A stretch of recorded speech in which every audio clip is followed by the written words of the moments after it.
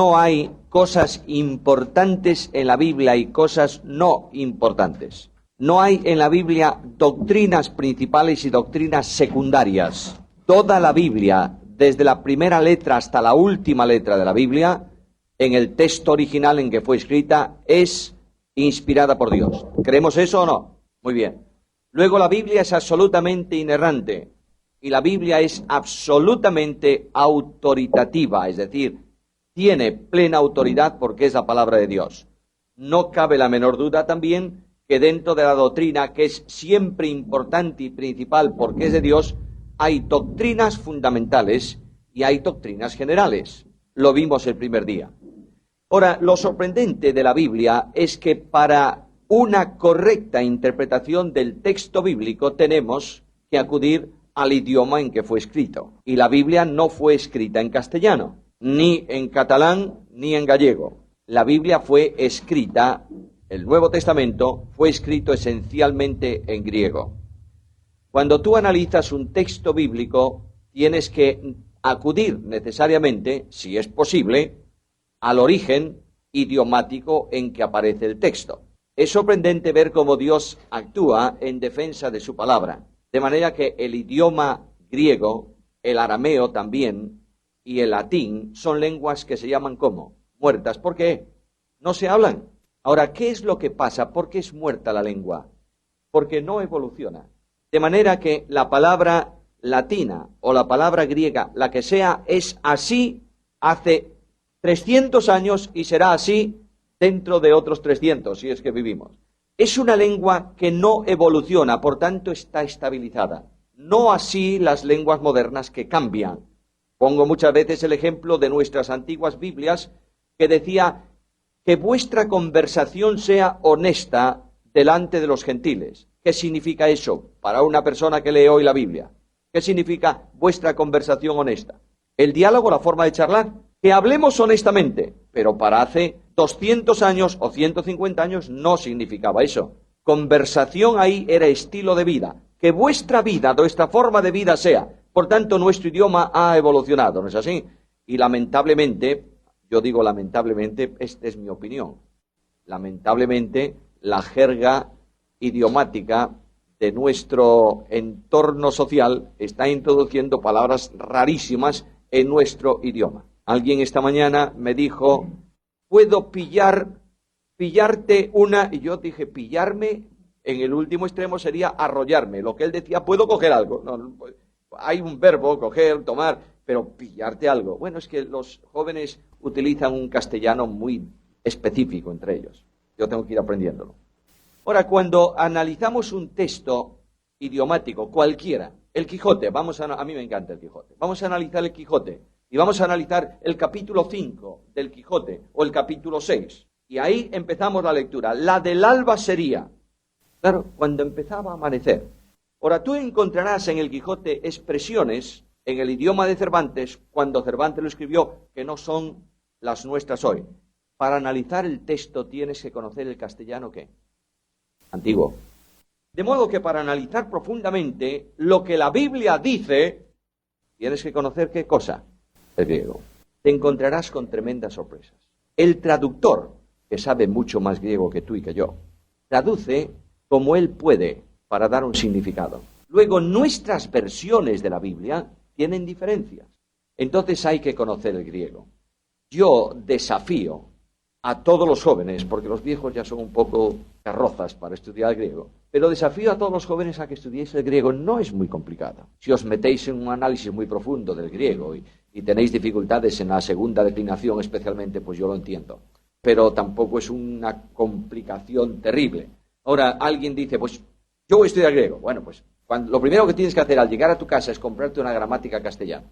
y recordar algunas cosas, como por ejemplo las declinaciones, recordar los verbos irregulares, recordar todos esos tiempos verbales y los equivalentes, qué es un condicional, etcétera, etcétera, para refrescar un poco el concepto y después ir al griego y entender ya desde el principio. Y es muy sencillo. Ahora, yo quiero haceros una recomendación. Normalmente, el que menos sabe de una cosa es el más osado. Osado es una palabra que tiene dos significados. Atrevido y descendiente de un oso, es decir, vinculado con un oso. Yo creo que es lo segundo, más bien. De manera que hay personas que saben meramente las letras del griego, exagero un poco, y se atreven a subir a un púlpito y hablar de griego. Es preferible que hablen de buen castellano, o de buen catalán, o de lo que sea, pero que no se metan con lo que no saben. Porque entonces van a decir muchas tontadas.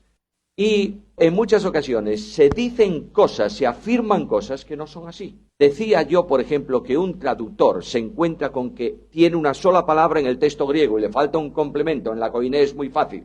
Y entonces él dice, ¿cómo hago? ¿Qué pongo yo aquí? Y le pone un verbo o le pone un adjetivo que él cree honestamente que es. Y resulta que en el griego solamente hay una palabra que no siempre es válido el complemento de traducción que tú le pones. ¿Está?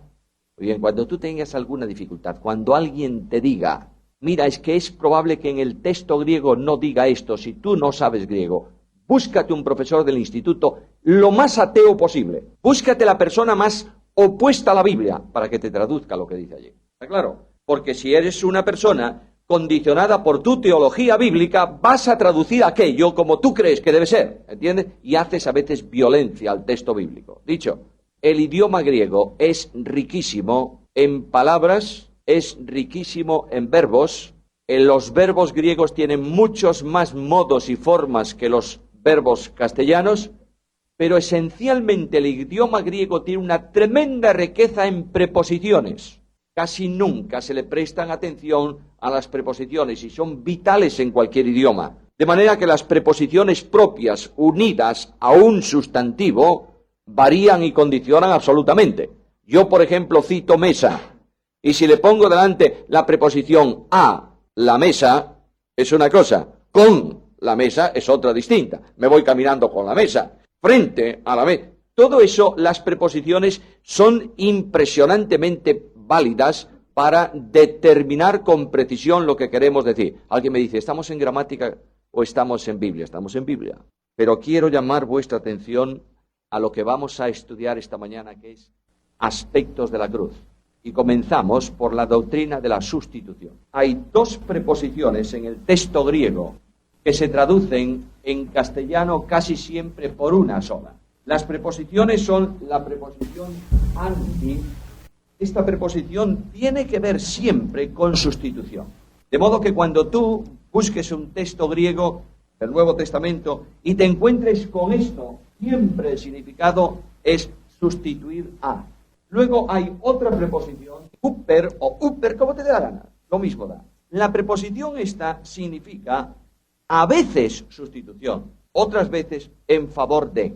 De manera que no siempre que encuentres esto quiere decir que hay una sustitución. Siempre que encuentres anti sí, pero siempre que encuentres la otra no. Entonces, ¿cómo sé yo cuándo esto habla de sustitución y cuándo no habla de sustitución? Necesariamente por el contexto en donde está. De manera que necesitamos precisar ese significado. Por ejemplo, vamos a ver en esta preposición, en algún pasaje, algún ejemplo, de un lugar donde aparece esta preposición con equivalencia a esta. Es decir, cuando esta preposición, que puede ser en favor de, significa en lugar de. Por ejemplo, miremos Juan capítulo 10, versículo 15. Bueno, es clarísimo que ahí mi vida por las ovejas es lo mismo que si pusiésemos mi vida en lugar de. ¿Está claro? El contexto lo exige. Mirad, en cambio, un lugar donde no puedes sustituirla. Por ejemplo, ya que estáis con Juan 13:37. Pedro no podía poner su vida en lugar de la vida de Cristo. Es entonces equivalente a, soy capaz de poner mi vida en favor tuyo. No en lugar de ti, sino en favor tuyo. Por tanto, aquí exige el estudioso de la Biblia llegue a un lugar en donde aparece esa preposición y se pregunte qué es lo que el texto, el entorno, exige para esa preposición. Aún así, habrá pasajes en donde existe una profunda dificultad de determinar si es en favor de o en lugar de. Entonces, ¿cómo puedo yo llegar a definir la doctrina de la sustitución? ¿Cómo sé yo cuando la Biblia enseña que Cristo ocupa el lugar de o cuando Cristo muere en favor de? Hay que ir al contexto general de la doctrina. Y esos lugares en donde son difíciles de precisar, los dejamos para ocuparnos de la mayoría en donde la definición es clara y establecer sobre lo que es claro la doctrina fundamental. Hermanos, yo sé que esto a veces es difícil de entender. Mirad, cuando hay algún texto bíblico que ofrece dificultad, no se te ocurra utilizarlo para dogmatizar de él. ¿Estáis entendiéndome lo que digo? Porque es difícil. Cuando Pablo escribe la carta a los Corintios y dice, por lo que aflige, o por lo que la opresión, cuando habla, ¿recordáis? ¿Sabéis a qué me estoy refiriendo? No. Cuando dice, es mejor que el soltero se quede como está por lo que oprime, por lo que aflige. ¿Qué es eso? ¿Qué quiso decir Pablo? ¿Tú sabes lo que quiso decir? Yo no. No hay nadie que diga qué quiso decir Pablo. Quienes sabían lo que Pablo quería decir, ¿quiénes eran? Los que estaban en Corinto, pero nosotros no. De manera que si yo me pongo ahí y digo lo que aflige es el mundo, pues voy a terminar dogmatizando sobre lo mejor del celibato frente al matrimonio, ¿o no? Pues claro, y he construido una doctrina sobre algo que no es claro. Voy a haceros una advertencia muy seria, mis amados hermanos. Mirad, la doctrina hay que estudiarla directamente en la claridad del texto bíblico, nunca en un contexto de solución de problemas específicos de un determinado lugar. La carta de Pablo a los Corintios es una carta de solución de problemas de una iglesia, concreta, la iglesia de Corinto. Pablo acude a la solución de problemas específicos de aquel entorno. Indudablemente lo que Pablo dice como apóstol de Cristo en doctrina en esa carta es absolutamente válido para mí. No puedo decir esto era para los corintios. No, señor, esto es para mí porque lo escribe no solo a la iglesia de Corinto, sino a todas las iglesias de Cristo. Pero no hay duda alguna que en Corinto había problemas que no se dan en ninguna iglesia hoy. Por ejemplo, en Corinto había un culto en donde los que hablaban en lengua, hubiera o no hubiera traductor y aquello era una jaula de grillos. En Corinto había profetas, no profetas escatológicos, sino profetas que Pablo dice muy claramente que entiende él por profecía en Corinto. A ver, nos estamos liando, ¿verdad? Sí. Quiero clarificar conceptos. Mirad, ¿qué es profecía? A ver, don de profecía. Este hermano tiene un don de profecía. ¿Qué es eso? ¿Predecir el futuro? Bueno, eso forma parte del don, ¿no es esto? Sí. ¿Ese don está vigente hoy, operativo hoy? No. ¿Por qué? Porque no podemos añadir nada a la Biblia, ¿está?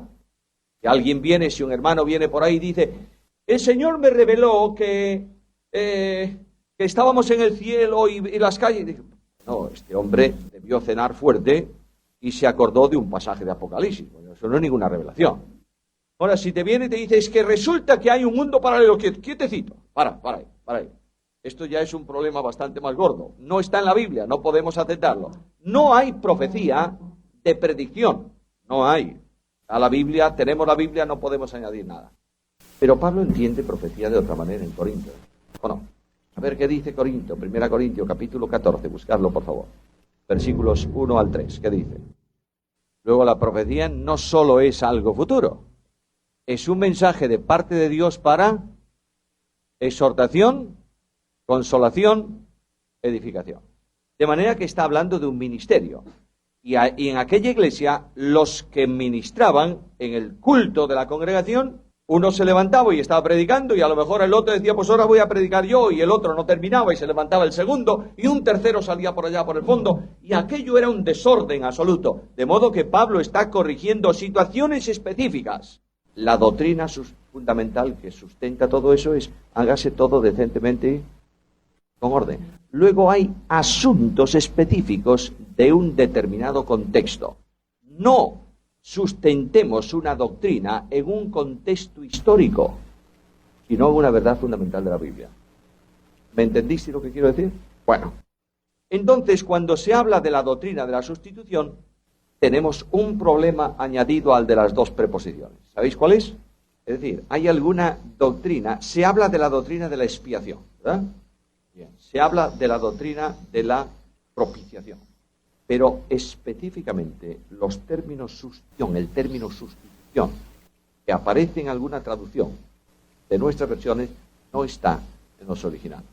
¿Cómo llegamos nosotros a esta conclusión de la doctrina de la sustitución? Por la evidencia del texto. Por ejemplo, en Isaías capítulo 53, versículos 4 y 6. De manera que ahí está permanentemente la profecía indicándonos de alguien que ocupa el lugar de otro, ¿no es esto? Él fue herido por nuestras enfermedades, molido por nuestras rebeliones. Quiere decir que nuestras enfermedades y nuestras rebeliones fueron trasladadas a Él.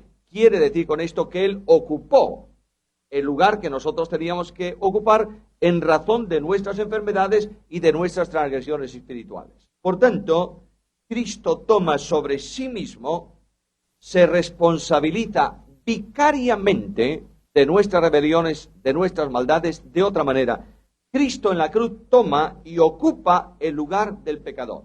En la cruz del Calvario, Cristo no muere solo en favor del pecador, que es una verdad también. En la cruz del Calvario, Cristo muere ocupando el lugar del pecador, para que por su obra de sustitución nosotros no tengamos ninguna demanda pendiente de cancelar delante de la justicia de Dios. Cristo toma sobre sí, además, el castigo, porque dice que Él tomó sobre sí el castigo o el efecto o el problema de nuestra paz, de manera que Él nos sustituye en relación también con las exigencias que la justicia de Dios tenía sobre nosotros a causa de nuestro pecado. La sustitución en relación con el pecado vincula inmediatamente a Cristo con otro aspecto de la cruz, es la propiciación. El concepto filosófico o griego o histórico de la propiciación es que teníamos un Dios muy enfadado. Los griegos tenían muchos dioses, ¿no? O pocos, un montón.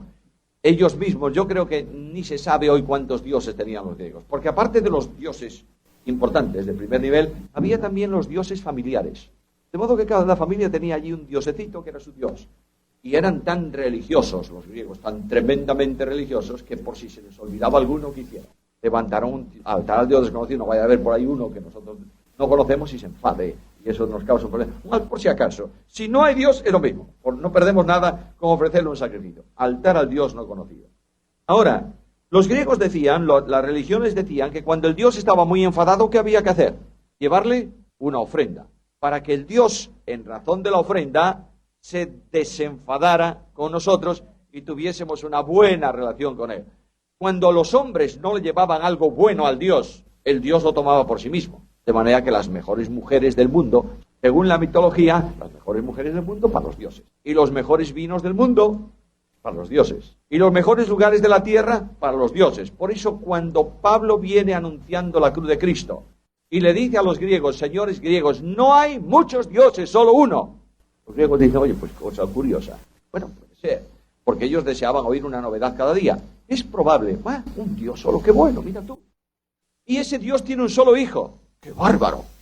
Y ese Dios regaló a su hijo para que muera por los hombres. Está loco. No es posible, la cruz es locura para los griegos. De manera que lo que está diciendo la mitología nada tiene que ver con la Biblia, ¿verdad? Porque la propiciación, como cualquier asunto de salvación, no es el hombre el que la hace, sino que es Dios el que la realiza. De manera que el pecado en la propiciación, el pecado, la propiciación antigua, de la antigua dispensación, el pecado era cubierto. Bienaventurado aquel cuyos pecados son perdonados y cubiertas sus rebeliones. Esto era la expresión típica del concepto hebreo de propiciación. Moría el animalito en lugar del pecador y la sangre de ese animal llevaba el pecado. No, cubría el pecado. De ahí que cuando se habla de salvación en el Antiguo Testamento, dice que Dios en su paciencia pasaba por alto, pasaba por encima los pecados pasados con vistas al sacrificio definitivo que se iba a realizar ¿en dónde? En la cruz. Mirad, la sangre de los toros, la sangre de los machos cabríos, la sangre de los corderos no tiene ninguna facultad para limpiar de pecado. Era el simbolismo de un sacrificio perfecto que iba a realizarse en el futuro. Y eso llevaba a los judíos entonces a la identificación con el sacrificio mediante la imposición de las manos sobre el animal. La imposición de manos es enormemente bíblica, habla de comunión. Cuando los misioneros eran enviados, se le imponía, ¿qué decía? ¿Qué se hacía con eso? Pues simplemente la iglesia decía, tú eres la proyección nuestra en el campo misionero. Cuando tú sales al campo misionero, tú eres como si fuese nuestra iglesia en la misión. Por eso hay una identificación tremenda. Nosotros hemos perdido todas estas cosas porque somos a veces tan tremendamente puritanos que nos olvidamos del simbolismo que todavía hay en el Nuevo Testamento. A veces nosotros llamamos símbolos a lo que no son y nos olvidamos de que hay simbolismos que deben mantenerse. Ahora, los pecados serán cubiertos o pasados por alto, hasta que en la cruz de Cristo se produce una enorme transformación de la propiciación. ¿Sabéis cuál es? Cristo no tapaba el pecado. El Cordero de Dios, ¿qué hacía? Lo quitaba. Llevaba sobre sí y lo sacaba del lugar. Por eso, la propiciación antigua exigía un sacrificio anual, ¿o no? Claro. Y todos los años se hacía un sacrificio que temporalmente permitía estar al pueblo bajo estado de propiciación con Dios. Decía yo el otro día, os recordaba, que el publicano oraba a Dios en razón de eso. Dios, sé propicio. ¿Por qué? Porque ahí dentro, en el santuario, en el lugar santísimo, está sobre el arca, en la plancha de oro del propiciatorio, la sangre de un sacrificio que te permite a ti, en razón del simbolismo, pasar por encima mi pecado y yo puedo acercarme a ti, Señor. En el tiempo presente, todo vestigio de pecado en el creyente ha sido cancelado por el sacrificio. Cuando un creyente cree en Cristo, Dios le perdona ¿cuántos pecados? Todos. Los pasados, los presentes y los futuros. Los pecados de acción y de omisión.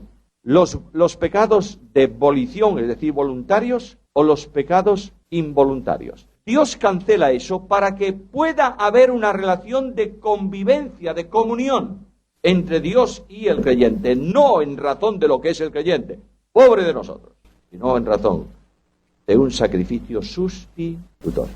Yo sé que voy a ilustrarte lo que significa la obra de la cruz en relación con el pecado del creyente. Luego analizaremos los aspectos. ¿Parece?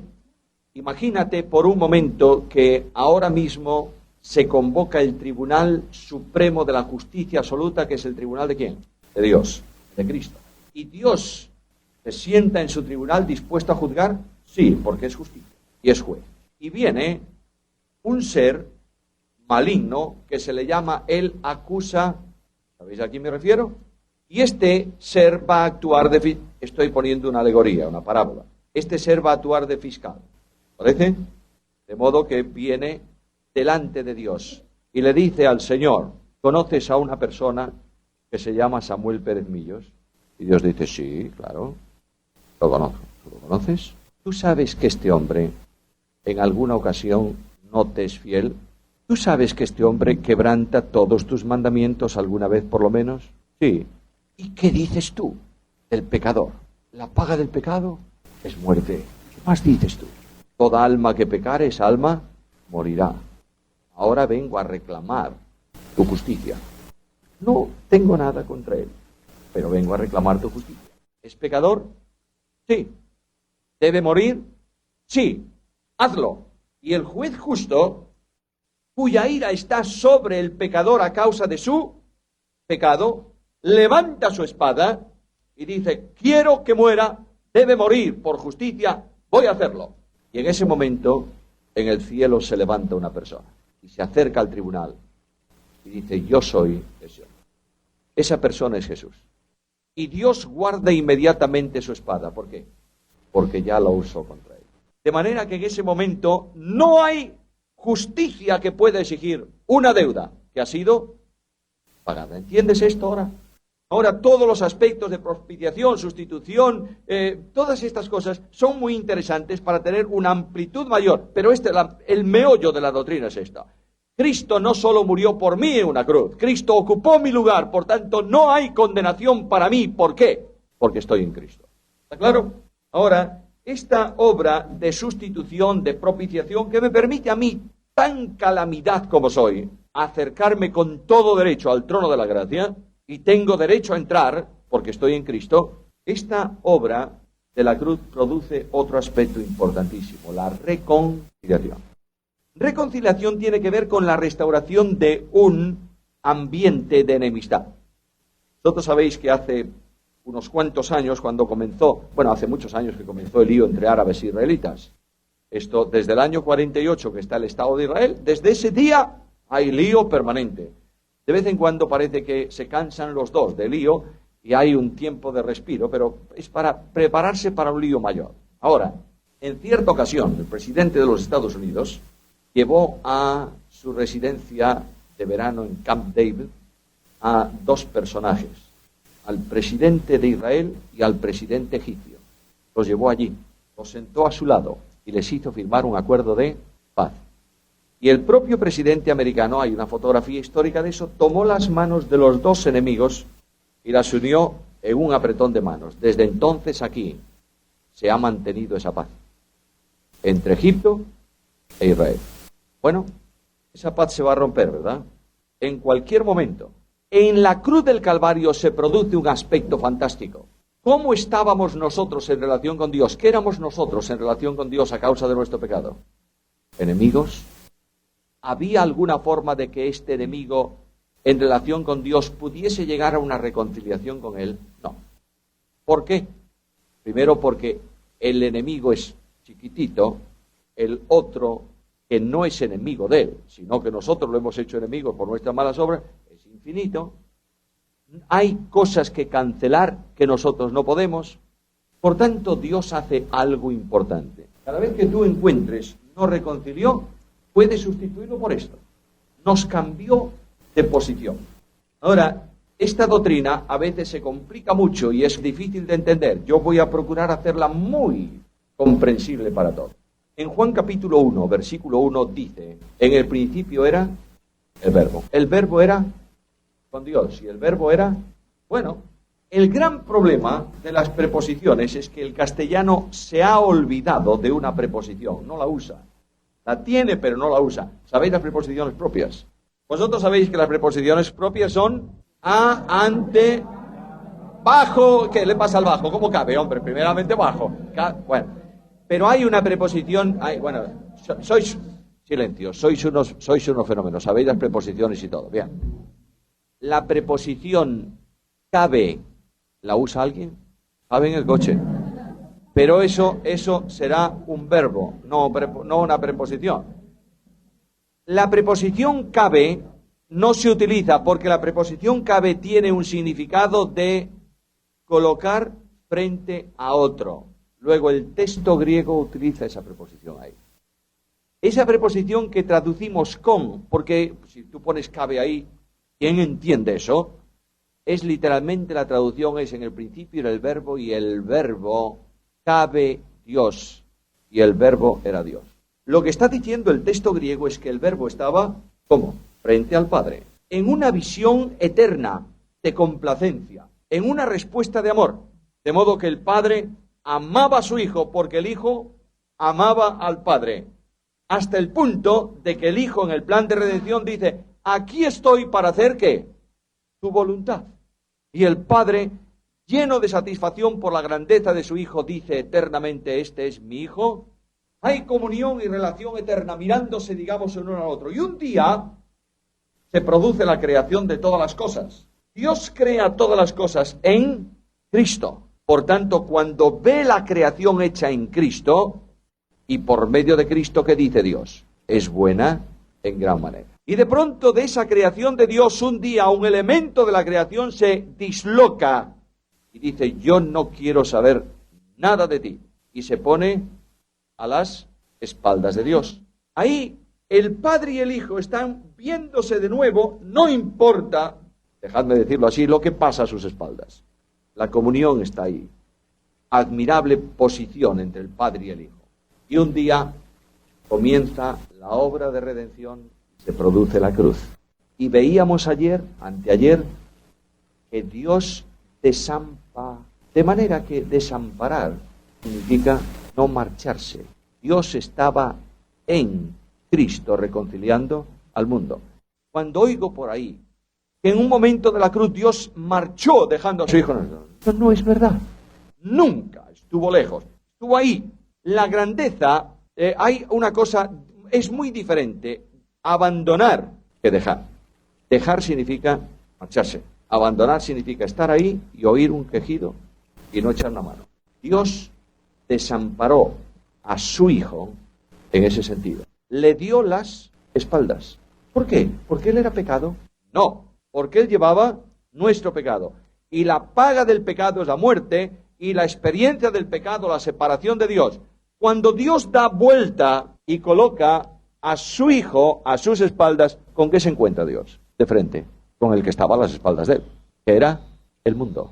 Luego Dios reconcilió consigo al mundo, cambió al mundo de posición en razón de que el Hijo de Dios fue hecho por nosotros maldición. ¿Entendéis la sustitución? ¿Entendéis la reconciliación? No es el hombre el que se reconcilia con Dios, es Dios que reconcilia al hombre consigo mismo. ¿Entendéis esto también? De modo que el pasaje cumbre, clave de la reconciliación, lo tenéis en las palabras de Pablo, que dice, Dios estaba consigo reconciliando, o Dios estaba en Cristo reconciliando consigo al mundo. ¿Quién reconciliaba a quién? Dios reconciliaba al mundo consigo mismo. Y este mensaje de la reconciliación lo encomienda ahora Dios a los predicadores del Evangelio. Les dice a los predicadores del Evangelio, ya que se ha producido un cambio de posición en razón de la cruz, ahora id vosotros a ese mundo y anunciadle ese cambio que se ha producido. Si el que está en la esfera del cambio de relación acepta el mensaje de la reconciliación, pasa a experimentar una reconciliación definitiva con Dios para siempre, ¿verdad? El resto tiene simplemente una reconciliación potencial, pero se pierde si no la acepta. De ahí que el apóstol Pablo diga algo importantísimo en el pasaje. Nosotros, como embajadores de Dios, os rogamos. ¿Y qué dice a continuación? Como si Dios rogase por medio de nosotros. No dice, es Dios quien ruega por medio de nosotros. Dice, como si lo hiciese. Quien ruega no es Dios. Quien ruega es ¿quién? El que predica. Imagínate por un momento que hay una población, un país, ahí no sé, en medio del Pacífico, en una isla así de pequeña, cuyo armamento consiste en 4 escopetas viejas de los colonos, es todo cuanto tienen por armamento. Y un día ese microscópico país se ha metido con el país más potente de la Tierra y le ha hecho una masacre en algún lado. Toma a un embajador y le dice, vete allá, al presidente de ese lugar, y dile abiertamente que o cambia de actitud o en una semana lo vamos a invadir.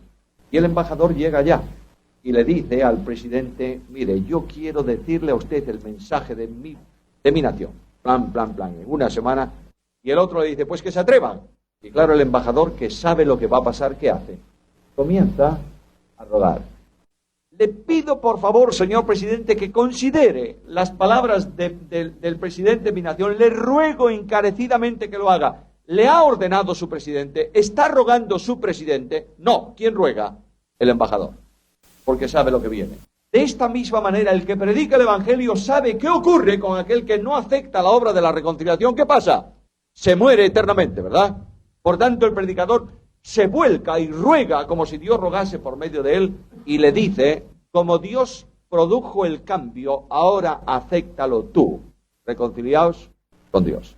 Tiene que ver, por tanto, con conversión.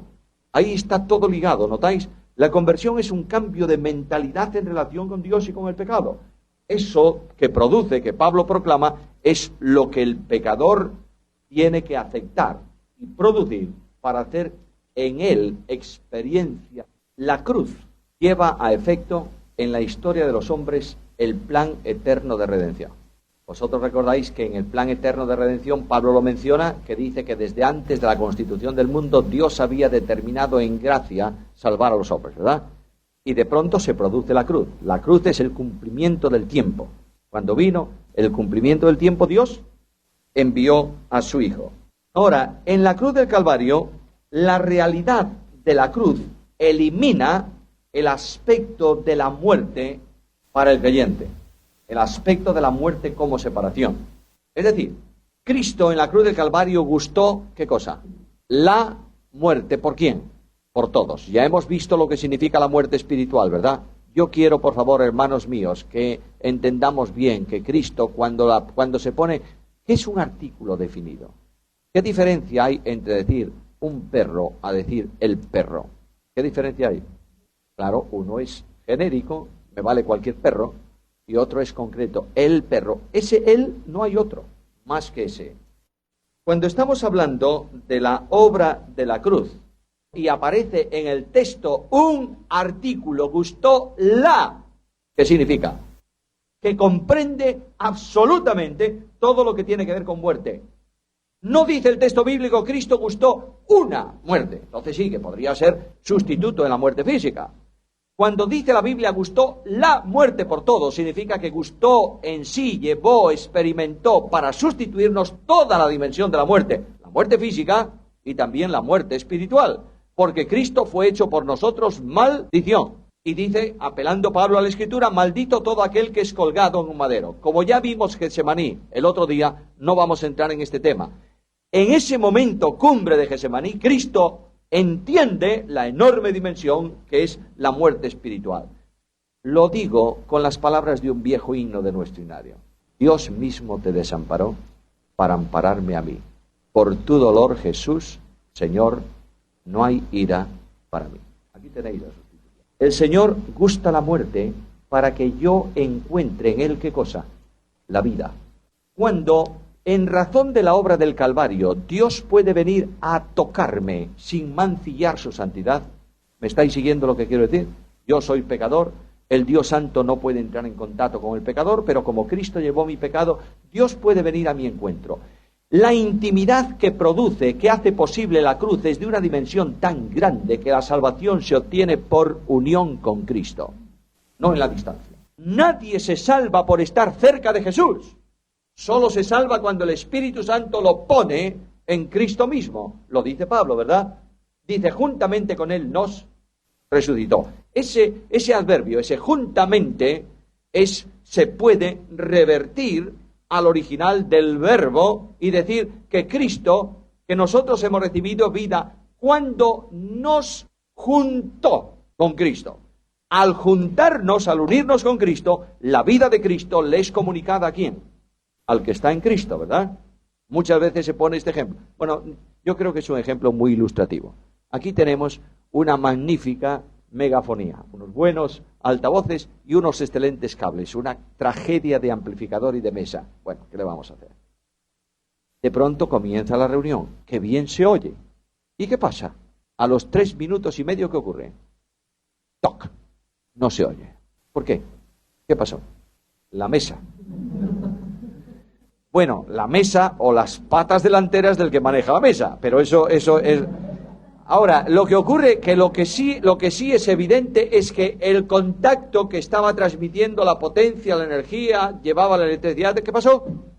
Pero hoy estaba muy cerquita, ¿eso o no? Nadie rompió el cable, ¿verdad? Sigue exactamente igual, solo que unas milésimas de milímetro no le permite entrar en contacto. Así ocurre con el religioso. Está a veces a milésimas de milímetro de Cristo. ¿Se salva? No, señor. Porque Jesús dice, yo soy la puerta, y solo se salva ¿quién? El que por mí entrare.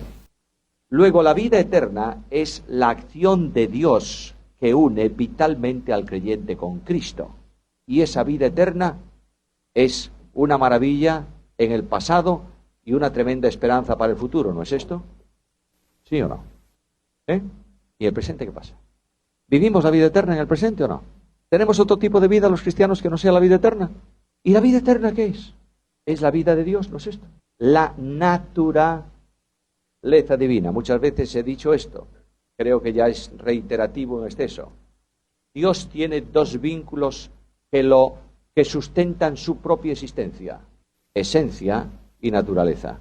La esencia de Dios está conocida por el hombre mediante atributos incomunicables. Nadie más que Dios es omnipotente, ¿verdad?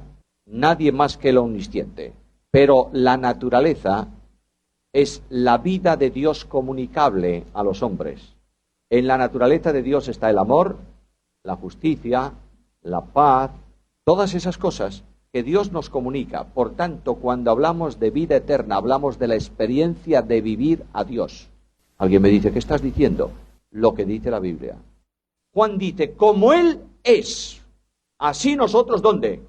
En el mundo. Y Pablo dice, para mí, el vivir es Cristo.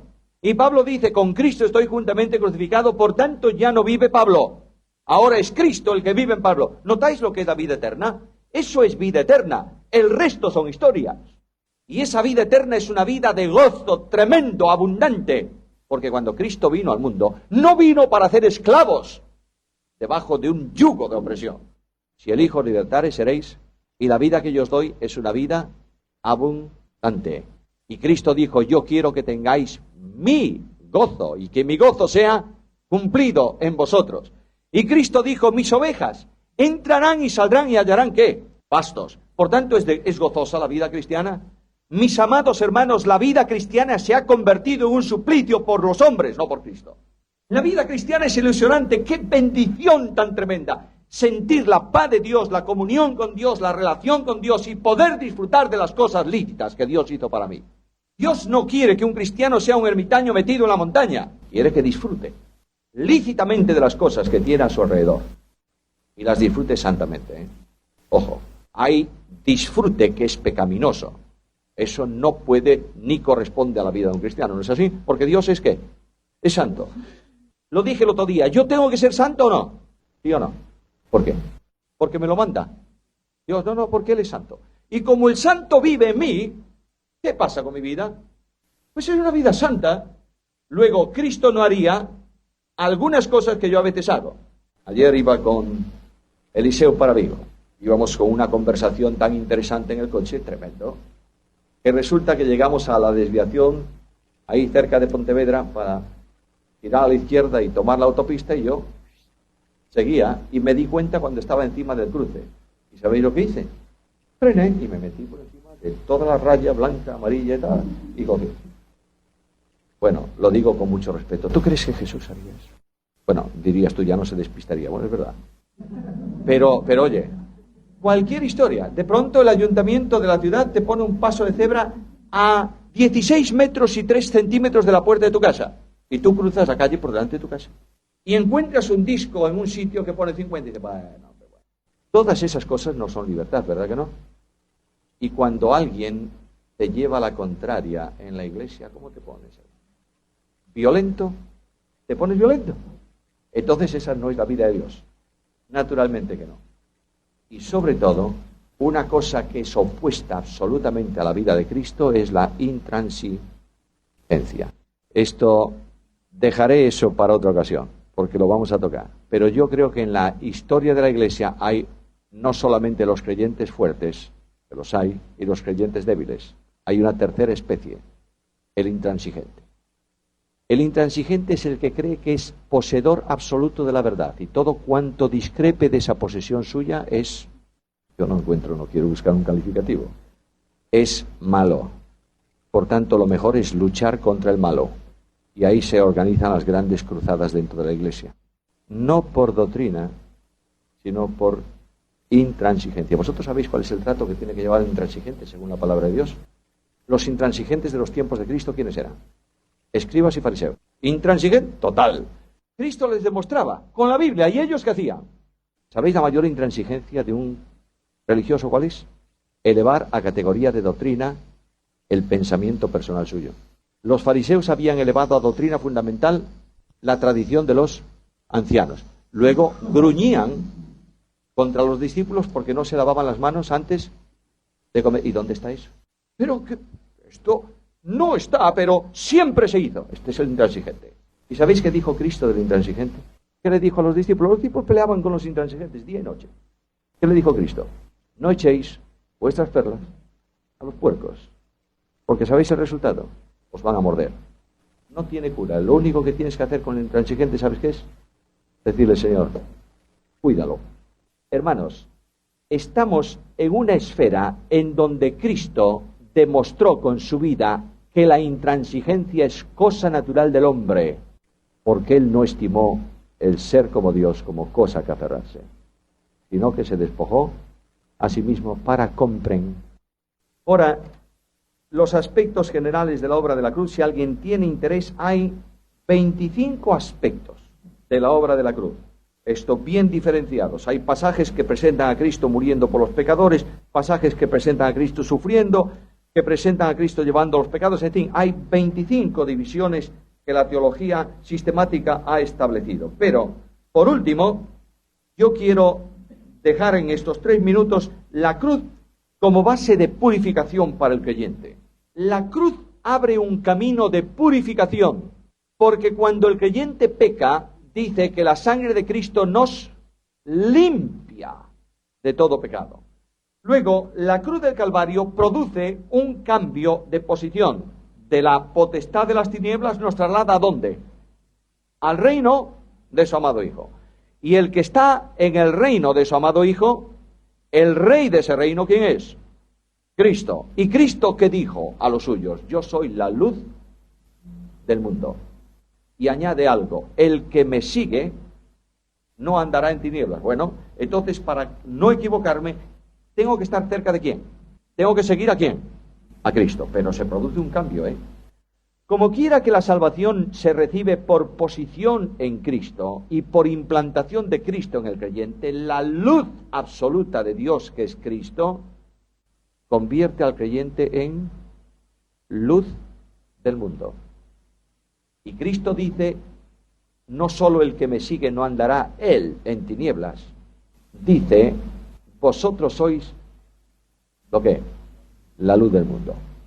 Yo vivo en una ciudad que se llama Vigo, muy incómoda. A mí me gustaría vivir en la montaña, lejos de todo eso, pero ¿qué le voy a hacer? Esa ciudad está edificada sobre 5 montes. Cuando tú entras por mar o por carretera de noche, no puedes, inevitablemente no puedes dejar de ver ¿qué? La ciudad. No se puede esconder. El creyente es como una luz que brilla sobre un monte. No puede dejar de lucir. Lo que ocurre, que la purificación diaria del creyente tiene que ver con la vida de Cristo, ¿o no?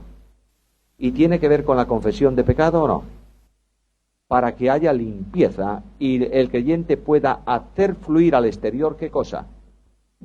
La luz de Dios en él.